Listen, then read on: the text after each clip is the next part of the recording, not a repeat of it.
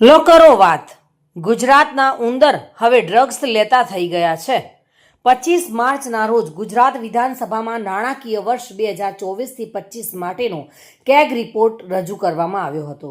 આ રિપોર્ટમાં રાજ્યની આર્થિક સ્થિતિ અંગે ચિંતાજનક ચિત્ર સામે આવ્યું છે. ગુજરાતના માથે ₹3,80,00,000 કરોડનું દેવું હોવાનું સામે આવ્યું છે. તો બીજી તરફ ગુજરાત સરકાર ડ્રગ્સ વિરુદ્ધ ઝીરો ટોલરન્સની નીતિના દાવા કરે છે અને વખતો વખત ગુજરાતમાંથી દરિયાકાંઠેથી કે સીમાઓ પરથી ડ્રગ્સ પકડવાના આંકડા પણ આવે છે, પરંતુ આ ડ્રગ્સ પકડાઈ ગયા બાદ તેનું શું થાય છે તે કોઈ કહેતું નથી.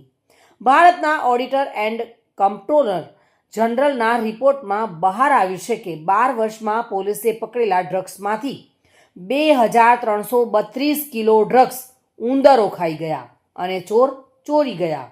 વાત આશ્ચર્યજનક લાગે છે, પરંતુ પોલીસ અધિકારીઓએ જ પોતાના ખુલાસામાં આવી વિગતો જણાવી છે.